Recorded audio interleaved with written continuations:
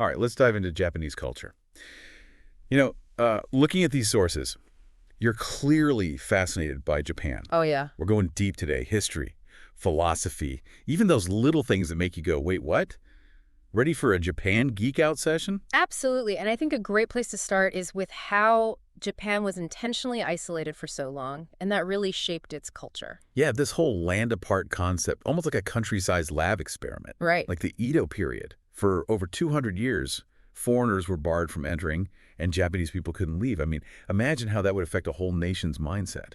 It's huge, creating a culture in a vacuum, but also think about it, this anxiety about the outside world, that fear of falling behind. It's like this tension, right, between preserving tradition and this pressure to modernize. And that's something that still defines Japan today. Yeah, I see that's a really interesting point. Okay, so let's rewind all the way back to the beginning. I mean, some of these sources actually go into Japan's creation myth, right, with Izanagi and Izanami. Exactly. And, it's not just some ancient myth, like, forgotten in some old book. This stuff is still relevant. The idea that the emperor is a direct descendant of those gods, it's still a powerful belief in Japan today. A living god, wow, that's heavy. And speaking of layers, we have to talk about the Japanese language. The sources make it clear, written Japanese is a beast. It is. It really is. And we're not talking about just a different alphabet here. We've got multiple writing systems, including kanji, those picture-like characters packed with meaning. It takes Japanese kids years to master it. And even then, they're still learning new kanji all the time. And then there's the whole no spaces between words thing. I mean, I know kanji helps with that, but can you imagine trying to learn that as a beginner? It's definitely a challenge. You need a whole different way of thinking about language, almost like you're approaching it visually, focusing on the forms and composition of those characters. And actually, that visual element pops up in so many other aspects of Japanese culture, too, Like, take wabi-sabi, for example. Wabi-sabi, right.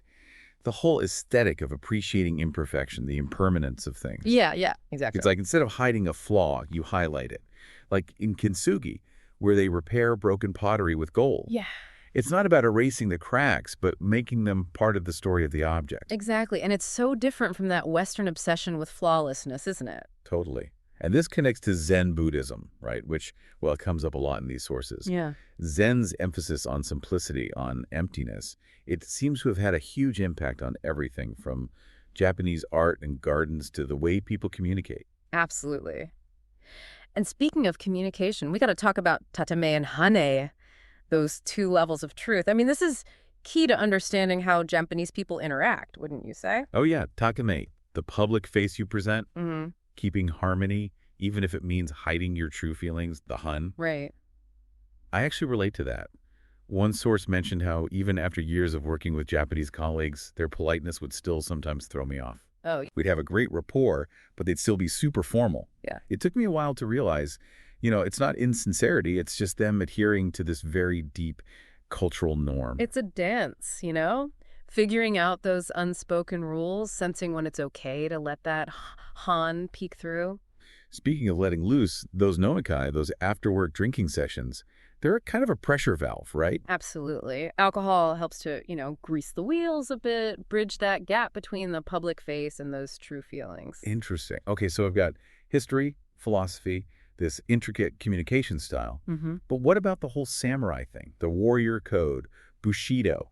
A lot of sources suggest that those ideals, loyalty, self-sacrifice, honor, they're still present in modern Japan, even if it's not as obvious. Yeah, it's not like everyone's walking around with a katana, but there is this sense of duty to the group that seems really strong. And it's interesting, Japan has an incredibly low crime rate, and one of the sources links it to this idea of bringing shame on your family or community if you mess up. That seems to be a strong deterrent. It's not just the law. It's this internalized code, right? So it's not just politeness. It's like this deep humility woven into the culture. One source really dug into this, how it's not just about being modest. It's about actively downplaying your own achievements while praising others. I mean, how does that work in a competitive environment, like, say, trying to get ahead in your career? It's definitely tricky. You don't want to come across as arrogant, but you still need to show that you're competent, you know? It's this delicate balance between self-promotion and the good of the group. It's all about giri, right? That sense of obligation, of duty. And it's not just about gifts. It's so much deeper than that. It really is. One source even went so far as to say that giri was a factor for kamikaze pilots in World War II. That's intense. Yeah, Giri is incredibly powerful. It's about this network of social obligations, expectations that define your role within the group. Failing to fulfill your Giri, I mean, historically, that could have serious consequences, even ostracization. And yeah, in the case of those pilots, some believed their Giri to the emperor, to the nation, was stronger than their own desire to survive. Wow, I'm starting to see how all these ideas connect.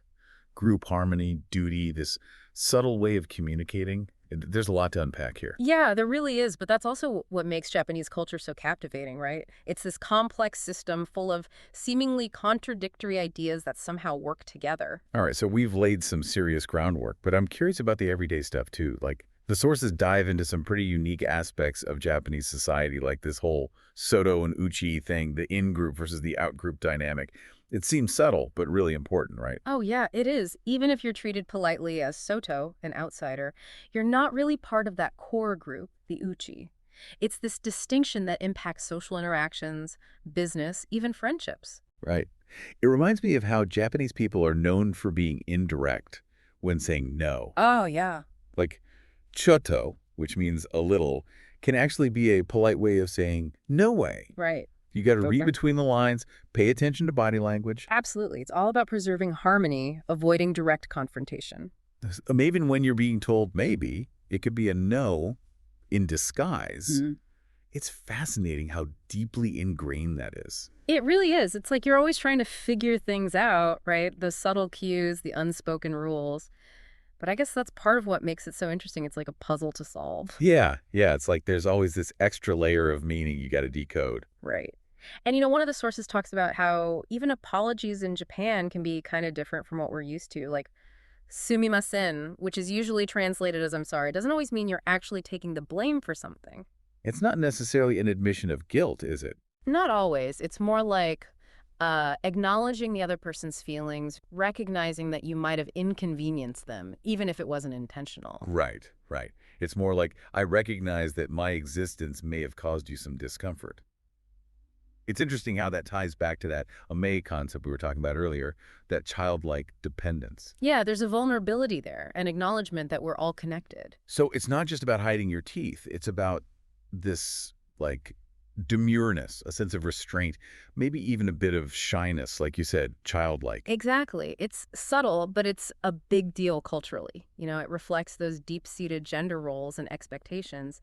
It's amazing how much a simple gesture can say. It really makes you think about all the unspoken stuff we do in our own cultures, Yeah. right? Things we do without even thinking about the meaning behind them. Right, and that's what's so cool about exploring different cultures, I think. It forces us to question our assumptions, see the world through new lenses. Right. Oh, and speaking of seeing things differently, one source mentions this belief that big ears are a sign of good luck and wealth in Japan. Big ears. Yeah, I remember reading about that. Something to do with Buddha, right? Yeah, exactly. Buddha was often depicted with, large earlobes, and they were seen as a sign of wisdom and compassion.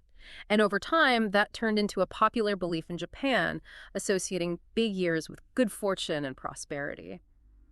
It's funny how something that might be considered, I don't know, unattractive in one culture can be a lucky charm in another. Really shows how beauty standards are totally subjective, shaped by culture. It is. It's a good reminder to, approach things with an open mind, to not judge other cultures based on our own values. Right. So speaking of understanding things on their own terms, I'm curious about one more thing that popped up in the sources. Karakuri, these mechanized puppets that were popular in Japan a long time ago. Karakuri are so cool. They're these intricate automata, with springs and gears and levers. They were made to entertain and amaze people. And some sources connect karakuri to Japan's modern fascination with robotics, right? Yeah, absolutely. Like these ancient puppets kind of paved the way for a more, I don't know, positive outlook on technology. I think so. It's interesting how in the West you often see robots portrayed as threats, like they're going to replace us or something. But in Japan, they're more often seen as helpful companions or, just fun entertainment. So it's like a cultural tendency to see technology as a good thing, not something to be afraid of. Right. And you see that in so many ways, right? Like how quickly they adopt new gadgets or, the advances in robotics and healthcare and manufacturing. Yeah, totally different from how we often view technology in the West, with that mix of fascination and fear. It makes me wonder if there's something about Japanese culture, maybe their deep respect for tradition and craftsmanship, that allows them to embrace new technology without, losing their connection to the past? That's a great question, and honestly, I don't know if there's a simple answer. But it's definitely something worth thinking about as we, continue to explore and try to understand this amazing and complex culture. Absolutely. Well said. And, on that note, I think it's a good place to wrap up this part of our deep dive. I mean, we've covered so much ground, Mm. right? Ancient myths, Hmm. social customs, pop culture, technology. Yeah. But I have a feeling we've only just scratched the surface of what makes Japan so fascinating. Oh, for sure. There's always more to discover. It's been quite a journey, hasn't it? Yeah, it has. And yet there's still so much more to explore. It's like we've only seen the tip of the iceberg. Right. Like what's hidden beneath the surface is even more interesting than what we see initially. Oh, absolutely. I love a good iceberg metaphor, you know. But should we keep going? Let's dive deeper. I'm really curious about this tension we keep seeing between tradition and modernity in Japan. It's like this constant push and pull. It's not just about preserving the past while embracing the future, right? Ah. It's about finding this, harmony between two seemingly opposite forces. Exactly. And one of the sources actually brought up this pretty dark example of this, karushi, which means death by overwork. Death by overwork. That's heavy stuff. It's like the opposite of balance and harmony. It is. And it's a complex issue. It's linked to Japan's post-war economic boom, when working long hours and being totally loyal to your company, that was seen as like the way to rebuild the nation. So it's kind of like a legacy of that period of rapid modernization, right? The focus on economic success overshadowing, well, everything else. Yeah, it's like a cautionary tale about progress. Yeah, a reminder that even the most successful societies can have these blind spots, areas where they need to, well, adapt. And to be fair, Japan is trying to deal with karushi. There are government programs to, reduce work hours, encourage work-life balance, and support people who are burning out. It's good to hear.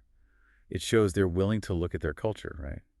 And adjust to the changing needs of society. Yeah, it's not about abandoning tradition, but finding ways for it to coexist with modern life. Speaking of finding balance, one source mentioned forest bathing or Shinrin-yoku. Have you heard of this? Of course, Shinrin-yoku is all about immersing yourself in nature, really engaging all your senses. The sights, the sounds, the smells of the forest. It's not about exercise or hiking, it's about slowing down, being present, and connecting with the natural world. That sounds incredibly peaceful. And it seems to tie in with how much the Japanese appreciate nature, right? We see it in their art, their gardens, their spirituality. Absolutely. It's like they've woven nature into their daily lives. They recognize its power to heal and restore. It's a good lesson for all of us, especially now, in this increasingly urban, tech-driven world. It's so easy to lose that connection to nature. It really is. We need those moments of peace, of reconnecting with nature, to remind us that we're part of something bigger. That's a great point. And I think it's a fitting way to wrap up our deep dive on Japanese culture. I mean, we've covered a lot, right? From history and philosophy to pop culture and technology. We really have. And through it all, we've seen this dance between tradition and modernity, this striving for balance and harmony. It's a journey, that's for sure. Challenging, but definitely rewarding, full of surprises and insights along the way. It's like getting a glimpse into a world that's both familiar and totally different. It challenges us to think differently, to expand our understanding of what it means to be human. Exactly. And as we finish up, I hope we've left you with a sense of wonder and curiosity about Japan. Need to. It's a place that's hard to pin down, a place where ancient traditions meet the future, a place where the everyday can be extraordinary. It's a culture that encourages us to look closer, to question our assumptions, to appreciate the beauty of, well, complexity. So keep exploring. Immerse yourself in Japan, talk to the people, learn their stories, and let the experience change you. Who knows? You might even learn something new about yourself along the way. Thanks for joining us on this deep dive into Japanese culture. Until next time, keep exploring and stay curious.